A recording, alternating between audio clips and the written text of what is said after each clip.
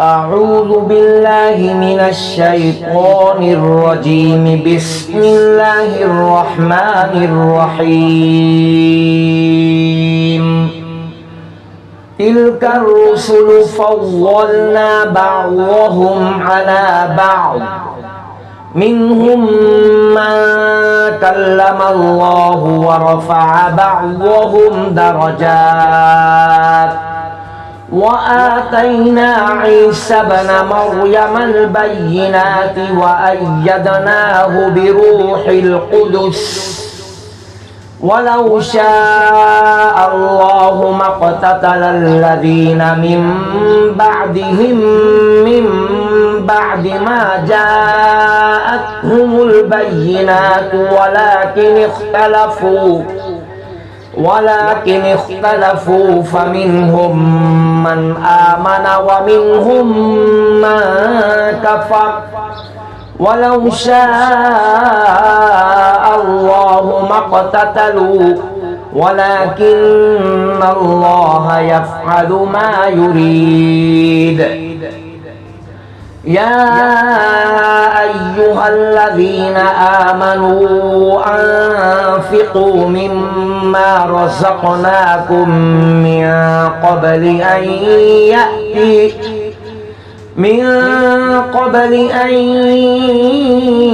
يأتي يوم لا بيع فيه ولا خلة ولا شفاعة والكافرون هم الظالمون. الله لا إله إلا هو الحي القيوم، لا تأخذه سنة ولا نوم، له ما في السماوات وما في الأرض. من ذا الذي يشفع عنده إلا بإذنه، يعلم ما بين أيديهم وما خلفهم، ولا يحيطون بشيء من علمه إلا بما شاء، وسع كرسيه السماوات والأرض ولا يؤوده حفظهما وهو العلي العظيم. لا إكراه في الدين، قد تبين الرشد من الغي، فمن يكفر بالطاغوت ويؤمن بالله فقد استمسك بالعروة الوثقى لا انفصام لها، والله سميع عليم. الله ولي الذين آمنوا يخرجهم من الظلمات إلى النور، والذين كفروا أولياؤهم الطاغوت يخرجونهم من النور إلى الظلمات، أولئك أصحاب النار هم فيها خالدون. ألم تر إلى الذي حاج إبراهيم في ربه أن آتاه الله الملك، إذ قال إبراهيم ربي الذي يحيي ويميت، قال أنا أحيي وأميت. قال إبراهيم فإن الله يأتي بالشمس من المشرق فأت بها من المغرب، فبهت الذي كفر والله لا يهدي القوم الظالمين. أو كالذي مر على قرية وهي خاوية على عروشها،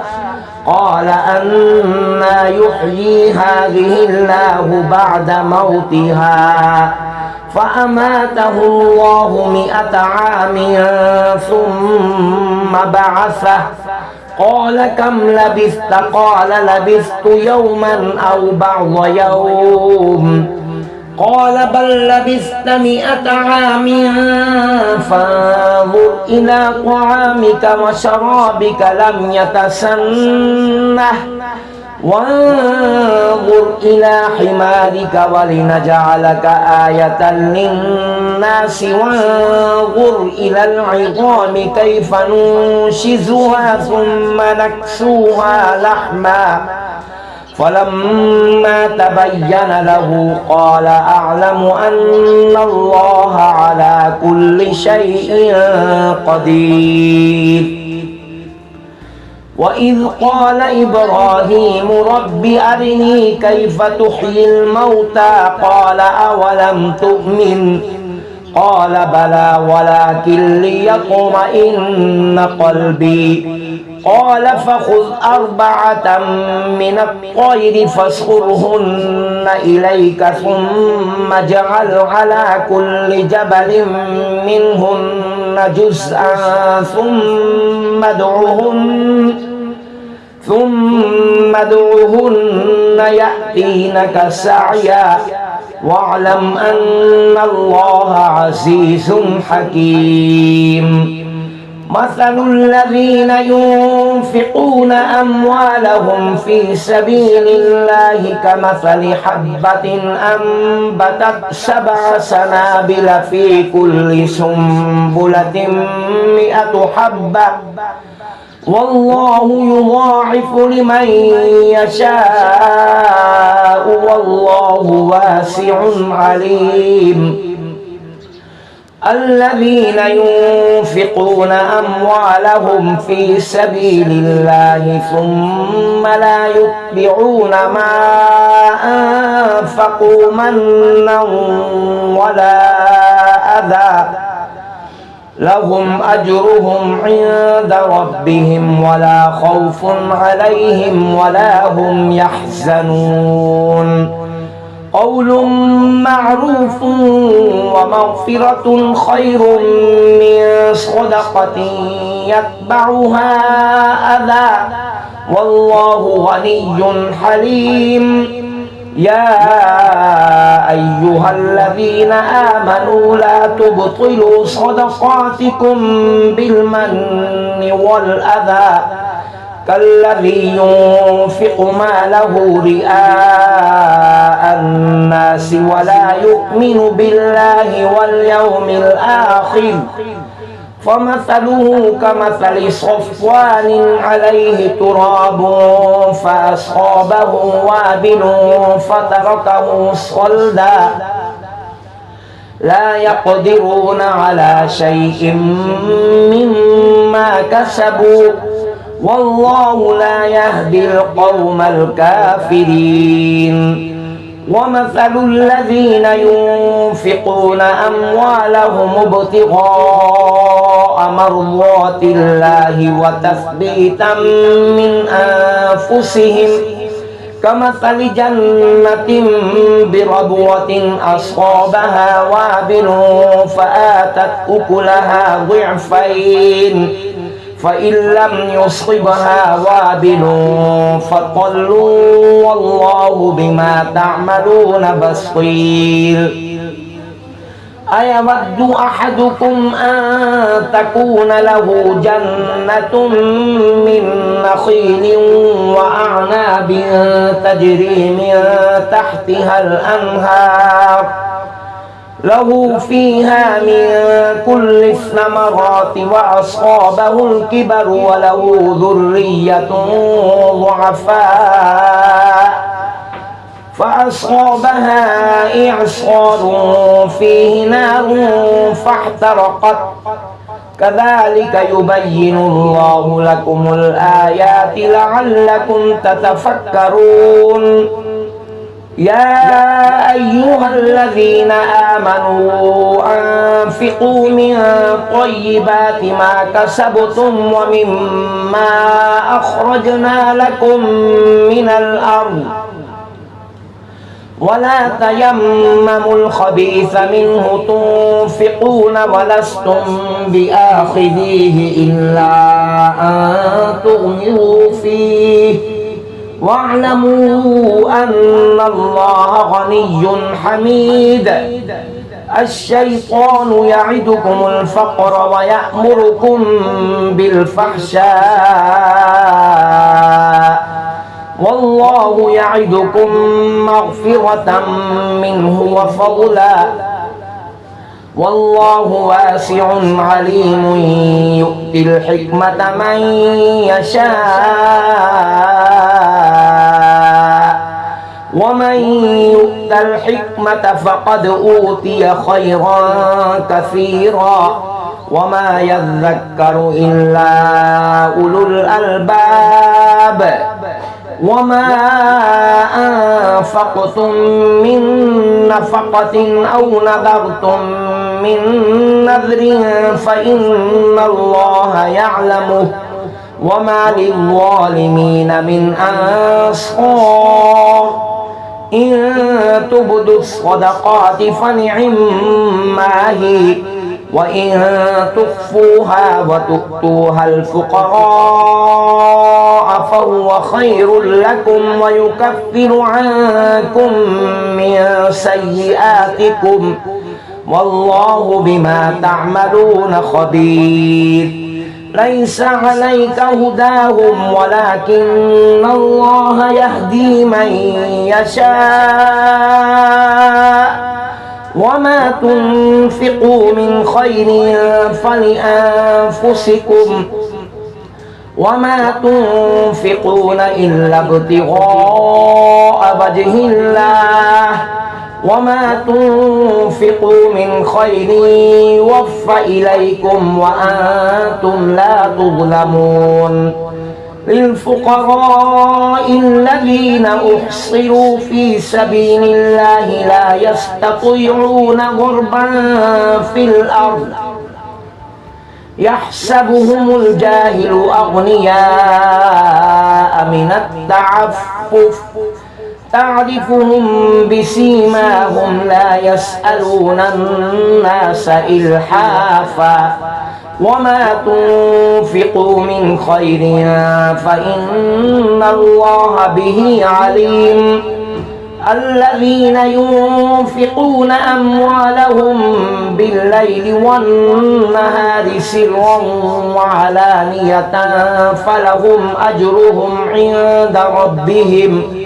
ولا خوف عليهم ولا هم يحزنون الذين يأكلون الربا لا يقومون إلا كما يقوم الذي يتخبطه الشيطان من المس ذلك بأنهم قالوا إنما البيع مثل الربا وأحل الله البيع وحرم الربا فمن جاءه موعظة من ربه فانتهى فله ما سلف وأمره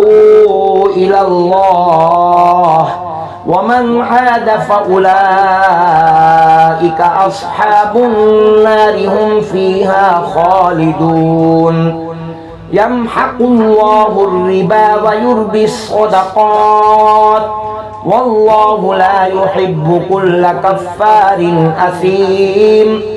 إن الذين آمنوا وعملوا الصالحات وأقاموا الصلاة وآتوا الزكاة لهم أجرهم عند ربهم